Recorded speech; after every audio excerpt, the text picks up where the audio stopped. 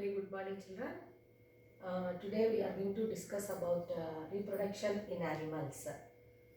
One question to you: have you observed any time birds like pigeons having nests in your balcony? Yes. Then have you observed nestling means young one, whichever is coming out of the egg? Huh? Yes. Have you observed the egg? If you open it forcibly, are you going to observe young one? No. Okay, after few days we are going to observe the from the egg it is hatched by mother bird into young one. So that we are going to observe. Then have you observed the animals, other animals in your surroundings which are going to give birth directly? Yes.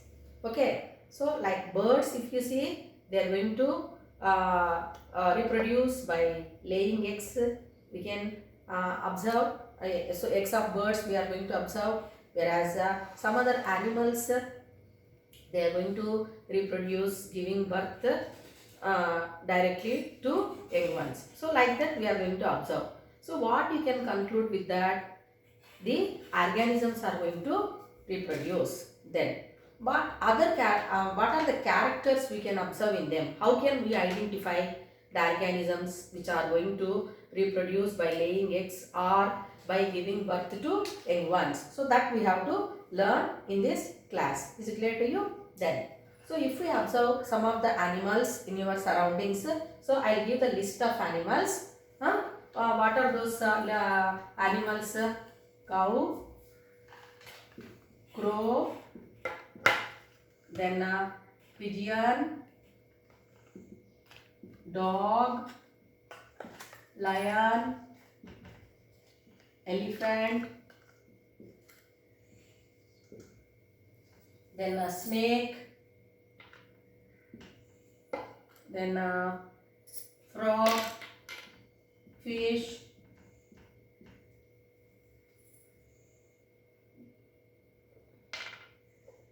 buffalo,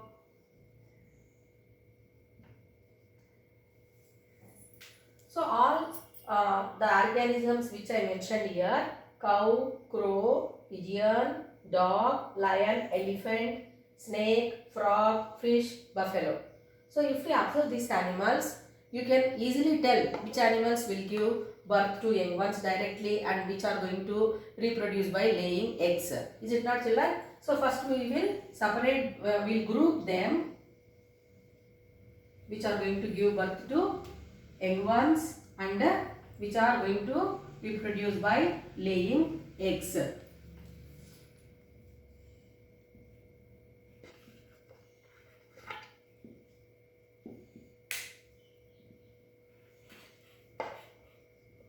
Reproduce by laying eggs.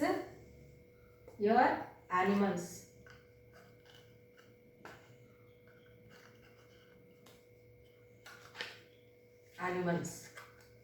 Then giving birth to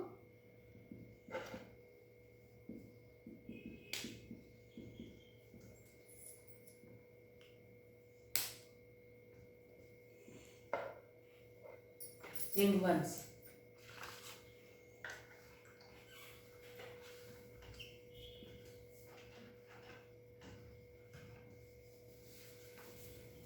Giving birth to young ones. So now cow. Observe. I'll write here cow. So cow is going to reproduce by giving birth to young ones.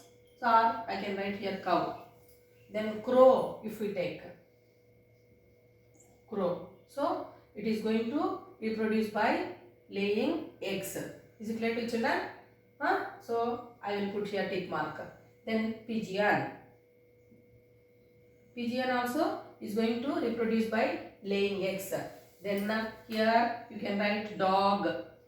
It is reproducing by giving birth to.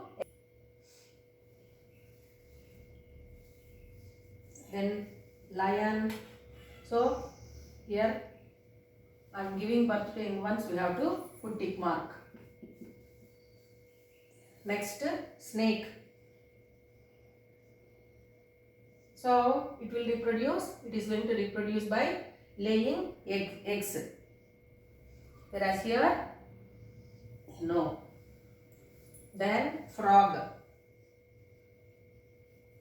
Frog also it is going to reproduce by laying eggs, not giving birth to young ones. Then fish. Fish also it reproduces by laying eggs, and here no. Then buffalo it will come under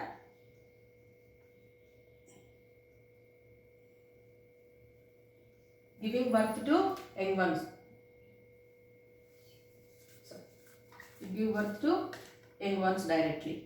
So now just by observing them while they are laying eggs or delivering the baby, we came to know that the animals are going to reproduce by two ways.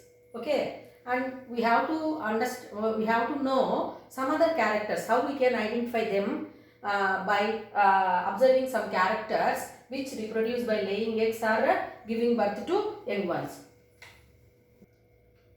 You will be observing so many kinds of animals which are bigger. You will be observing so many kinds of animals in your surroundings which are smaller in size, which are larger in size, like that you will be observing. So let us identify the organisms which are going to reproduce by laying eggs or by giving birth to young ones by observing some external characters. So what are the external characters? See, the parts are the characters which are seen outside. For example, we can see ears, we can see the hair, tiny hairs present on the epidermis of our skin. Is it clear to children? So they are called as external characters or external parts. Is it clear to you? So we have eyes, ears, nose, then skin, like that, hands, legs. Internal parts means you know that brain, heart, lungs, kidneys, etc. Now here to identify the organisms how they reproduce, we are going to observe some external characters. Okay, so what are those external characters here I am going to take into consideration means presence of this external ear. External ear.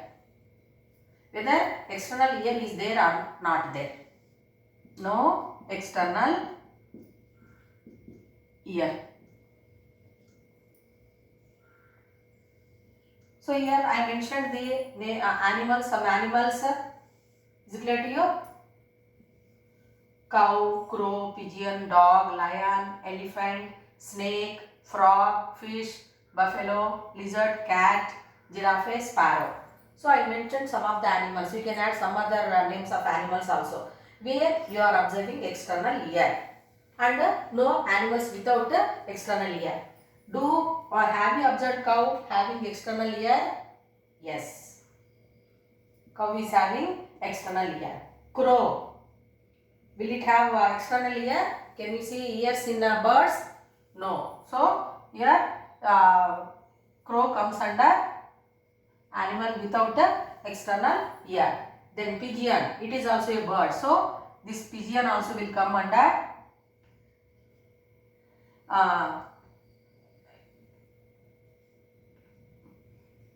without external ear. So dog it will come. Then lion also will have external ear. Have you observed elephant having very big ears? So elephant also will come under animal with external ear. Then snake. So snakes you have seen, no? So do they have external ear? No. Snake. Then frog. Will it have external ear? No. So frog will come under the group no with the organism without external ear. Then fish. Fish also will come under the group where it doesn't have external ear. Then buffalo.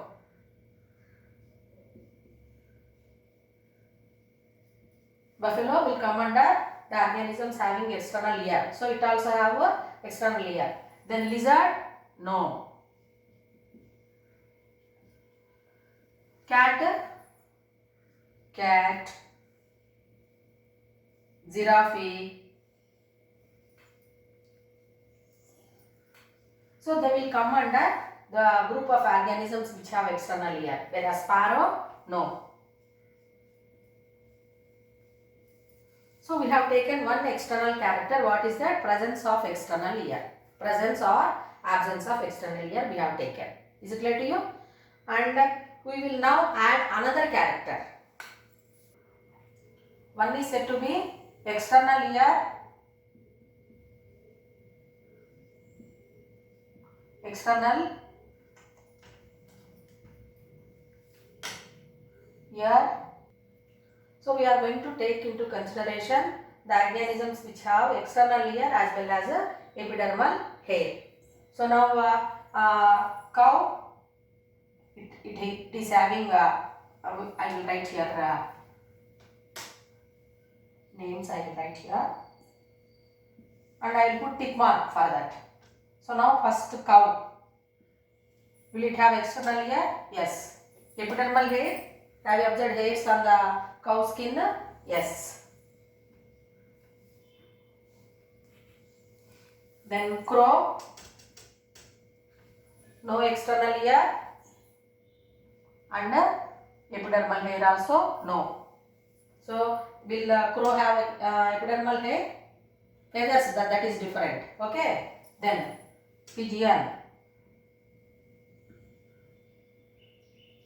So pigeon is also a bird where it doesn't have external ear as well as epidermal hair.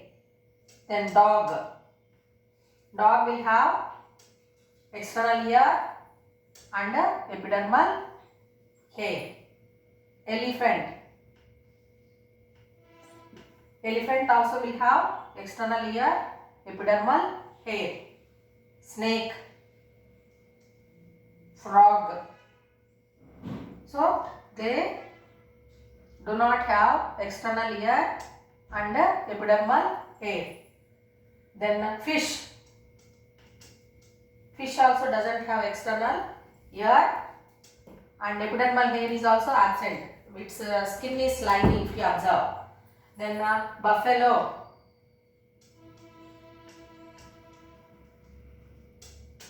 So you have observed buffalo many times. So it is having external ears and epidermal hair. Then lizard.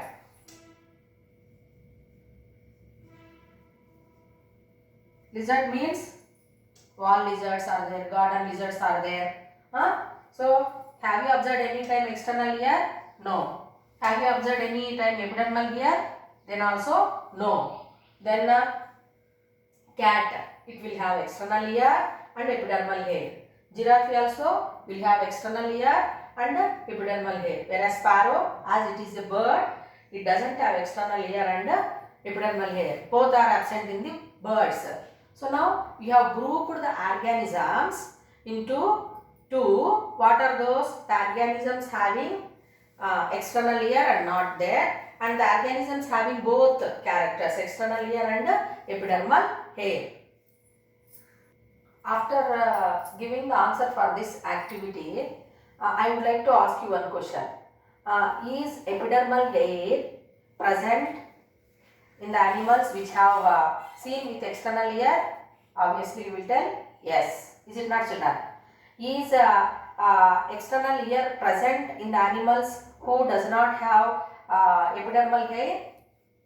Then also your answer is yes only. So epidermal hair and external ear will be present in the group of organisms which are going to give birth to, reproduce by young ones, giving birth to young ones directly. Epidermal hair and external ear, the group of organisms which have these two characters are going to reproduce by giving birth to young ones directly. Is it clear to you? And where the organisms doesn't have external ear and epidermal hair, they are going to reproduce by laying eggs. So now you learn how the organisms are going to reproduce. So now let us learn how this organism, how many methods are there, that how many ways the organisms are going to reproduce by observing this activity. You are going to learn. So organisms reproduce by giving birth to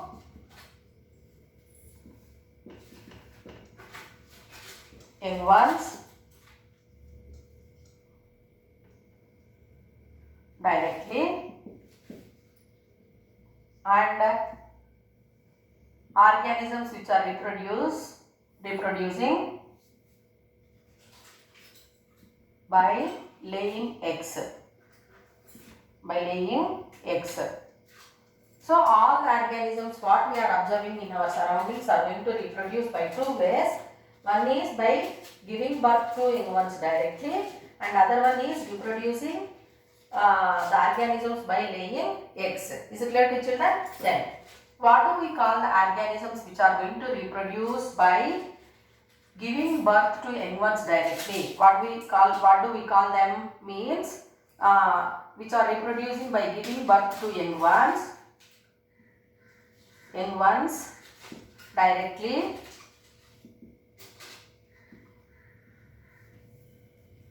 are called as viviparous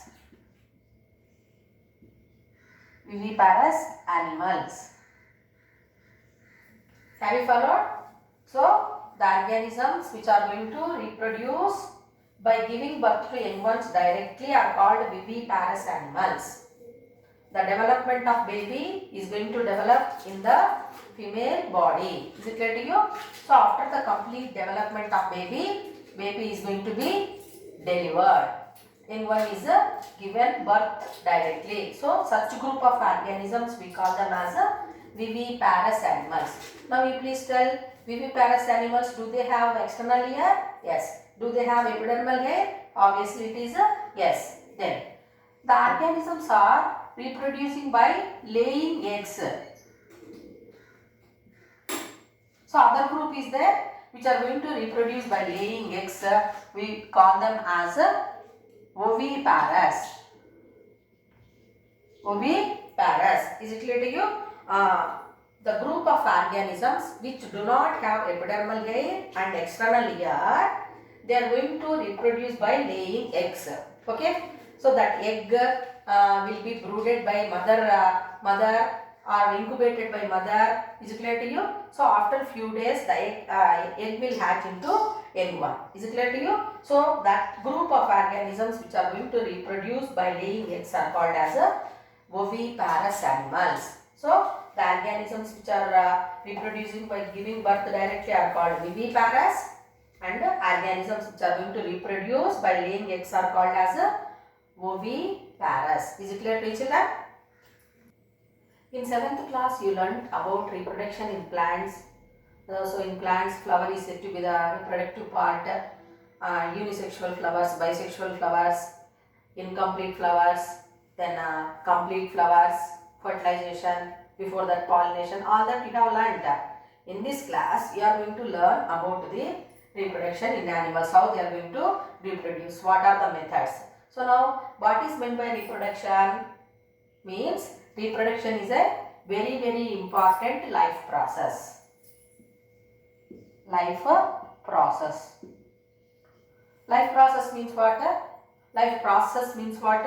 So you know that all living organisms, whether it is unicellular or multicellular organisms, they are going to perform so many kinds of activities. Is it not, children? From birth to death, all the organisms are doing some activities. So such type of activities which are carried out by the organisms are called as life processes. Okay? So example, you can take respiration. From birth to death it will be carried. Then digestion of food, then reproduction, then excretion, then respiration. All these are the life activities which are going to be carried out by all living organisms. Of all the other processes, reproduction is very, very important. Why it is very important? Other life processes, if you observe, they help for one's own self. So I want to survive means I have to respire, I have to take food, I have to circulate the nutrients to the different parts of the body, all that. But reproduction, if we take reproduction is very important life process. It helps in the continuation of